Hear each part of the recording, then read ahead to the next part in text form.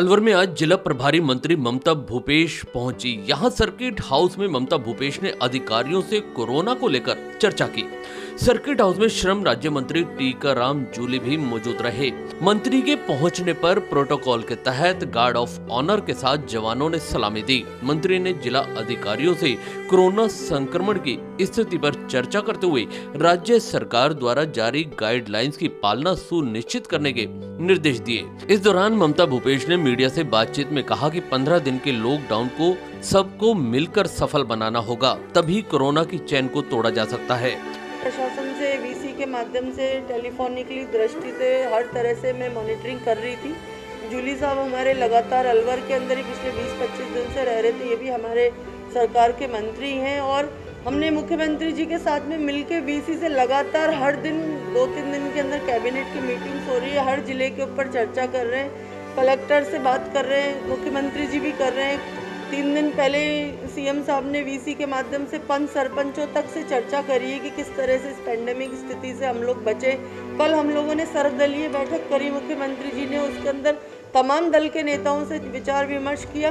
तो ऐसा नहीं है कि मैं आऊँ या नहीं आऊँ या कोई आए, हम लोगों की नज़र, हम लोगों का ध्यान अलवर ज़िले पे है। जूली साहब देख रहे हैं, मैं भी लगातार हर दूसरे दिन, हर रोज़ लगभग कलेक्टर साहब से, सीएमएचओ से हम लोग बात कर रहे थे कि क्या चीज़ की ज़रूरत है, क्या हम उपलब्ध और करवा सकते हैं। साथ ही उन्होंने कहा कि अलवर में ऑक्सीजन की किल्लत नहीं होती अगर केंद्र सरकार भिवाड़ी के ऑक्सीजन प्लांट का अधिग्रहण नहीं करती तो ये समस्या अलवर जिले में नहीं आती। ऑक्सीजन का तो जहाँ तक मैं समझती हूँ, आप सब लोग पढ़े लिखे लोग हैं, जागरूक लोग हैं। जिस तरह से हम लोग, हमारे भिवाड़ी में अपने यहीं पे ऑक्सीजन प्लांट था इतना बड़ा, लेकिन केंद्र सरकार ने जिस तरह से सारे देश के ऑक्सीजन प्लांट्स को सेंट्रलाइज करके अपने हाथों में लेके और वो अपने हिसाब से राज्यों को दे रहे हैं, ये बहुत बड़ी एक तरह से चिंता का विषय है। हम लोगों को अगर वहाँ से 300 मीट्रिक टन की ज़रूरत है तो 100 मिल रहा है। हम लगातार, मुख्यमंत्री जी यहाँ तक कि 3 सदस्यीय हमारे कैबिनेट मंत्री भारत सरकार के मंत्रियों से मिलने दिल्ली भी गए इसी ऑक्सीजन को और रेमडेसिविर की बात करने, और हमने भारत सरकार से जाके कहा भी इस बारे में कि हमारी जनता परेशान है, हमें अनुपात के अंदर दिया जाए। लेकिन उतना अनुपात में भारत सरकार हमको नहीं दे रही है जितना दे रही है। अगर वो सेंट्रलाइज सिस्टम अपने हाथ में नहीं रखते तो कहीं ना कहीं प्रदेश सरकार इसको ढंग से मॉनिटरिंग करना और व्यवस्था करने में हम लोग कामयाब होते। लेकिन आज हमको वहाँ से जितना सामान मिल रहा है उसी को हम लोग पूरे प्रदेश में बांट पा रहे हैं। तो ये हम लोगों के पास में कम संसाधनों के अंदर लोगों के जीवन को किस तरह से हम बचा पाएँ, इसमें हमारी सरकार पूरी तरह से मेहनत कर रही है।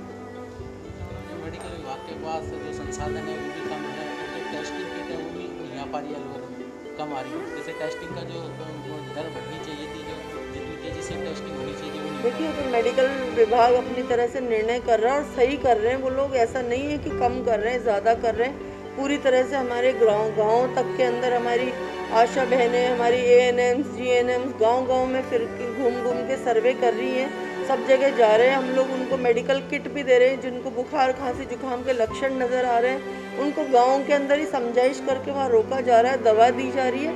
हर स्तर के ऊपर हमारा सरकारी तंत्र और हमारे जनप्रतिनिधि, चाहे वो किसी भी पार्टी के हो, मैं तो ये कहना चाहती हूँ कि ये जो विपदा हम लोगों के ऊपर आई है, इसमें हमें पार्टी लाइन से ऊपर उठ के जनमानस को किस तरह से हम सुरक्षित रख सकें, राजस्थान की जनता को, अलवर की जनता को किस तरह से हम निरोगी रख सकें, इसके ऊपर हमें सबको मिलके चिंतन भी करना है, मनन भी करना है, मेहनत भी करनी है और समझाइश भी करनी है। इस पर अलवर शहर विधायक संजय शर्मा ने कहा कि कोरोना के दूसरे चरण में प्रदेश के मुख्यमंत्री और उनके मंत्री लगातार केंद्र सरकार पर आरोप लगा रहे हैं, जबकि अलवर के एमआईए स्थित प्लांट से ऑक्सीजन की सप्लाई संभागीय आयुक्त के कहने पर अलवर से ज्यादा भरतपुर और अन्य जिलों को क्यों भेजी जा रही है, जबकि वहां से ज्यादा मरीज अलवर में हैं। विधायक ने कहा कि ममता जी केंद्र सरकार को कोसने के बजाय अलवर जिले के अस्पतालों की दुर्दशा को सुधारें। यहाँ अस्पतालों में ऑक्सीजन की कमी है, बेड नहीं है और संसाधनों की भी कमी है। बेहतर होगा इन पर ध्यान दें तो जनता का भला होगा।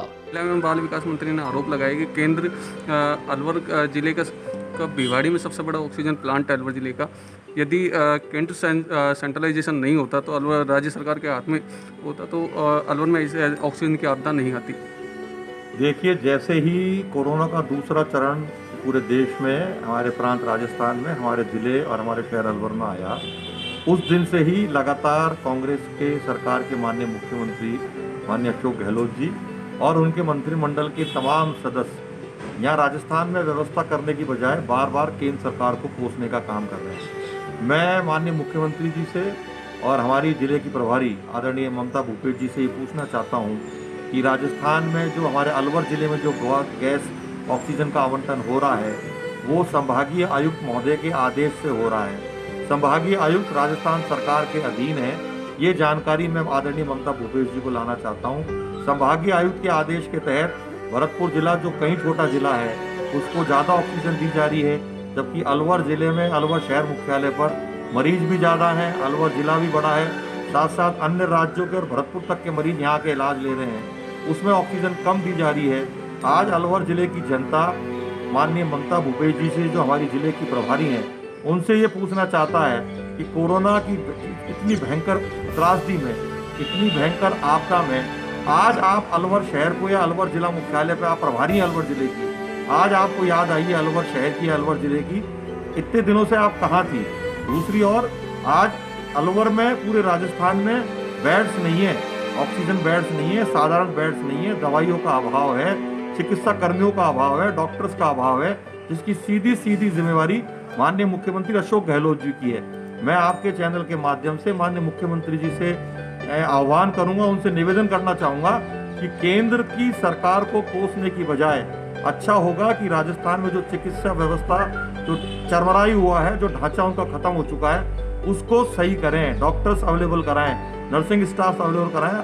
हमारे अस्पताल में फिजिशियंस की कमी है, हमारे अस्पताल में एनेस्थीसिया की कमी है, हमारे अस्पताल में जो पीएम केयर्स के वेंटिलेटर पिछले 1 साल से आए हुए हैं उनको अभी तक शुरू नहीं किया हुआ है। केंद्र ने जो संसाधन उपलब्ध कराए हैं आप उनको शुरू नहीं कर पा रहे हो। केंद्र सरकार को कोसने की बजाय अच्छा होगा राजस्थान का जो चिकित्सा व्यवस्था चरमरा चुकी है, खत्म हो चुकी है, उसको ढांचे को सही स्थिति में लाएं और आम जन को और आम मरीजों को राहत पहुंचाएं, तो निश्चित रूप से राजस्थान का भला होगा।